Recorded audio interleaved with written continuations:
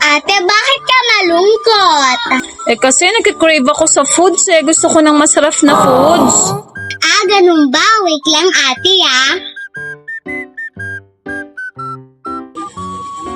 Ate, Wow! Ay, wow! Dinalan mo pa ako ng pizza. Ang bait mo naman. Parang ang sarap naman. Tamang-tama. Gustong-gusto kong kumain ng pizza Ano kayang flavor niyan? Tingnan ko nga. Ha? Dog food? Apo.